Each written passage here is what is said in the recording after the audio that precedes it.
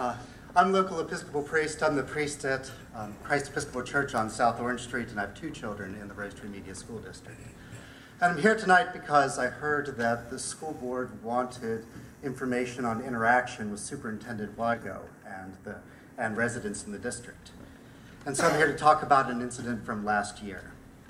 It's on Thursday, October 2nd, 2014, Superintendent Wigo used the school district's robocall machine to make an announcement.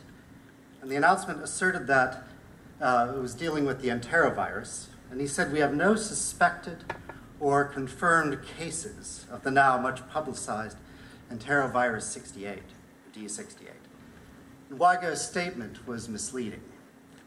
My daughter, a student at Media Elementary School, was hospitalized in late September 2014 and was suspected of having the enterovirus. Officials at DuPont Hospital were not sending samples to the Center of Disease Control in Atlanta because of the large number of patients in their respiratory ring at that time.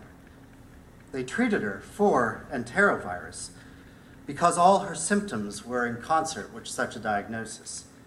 She received excellent care at DuPont Hospital. And immediately upon her return to the school, we made the school nurse at Media Elementary aware of the situation. Now, in that announcement, Wigo also misstated.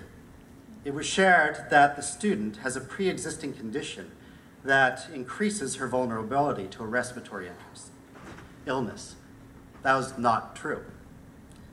It's with great disappointment and sadness and anger that I present this to you, the school board.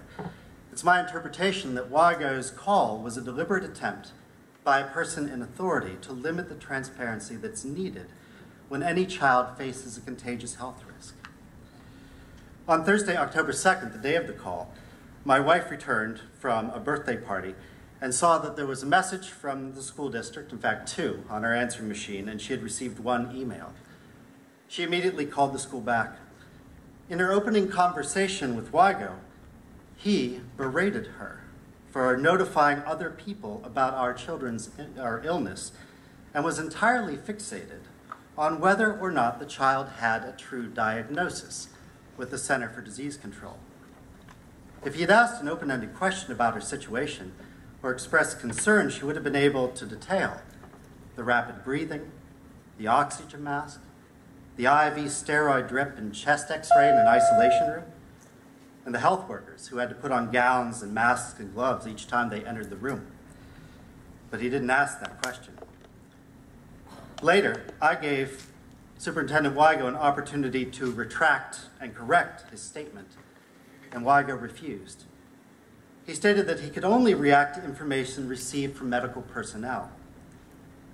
That obviously isn't true, for if it were the case that he could only react to information from medical personnel, then he would never have used the school district robocall machine to make a statement about my daughter, as they had never talked to anybody with medical background in that.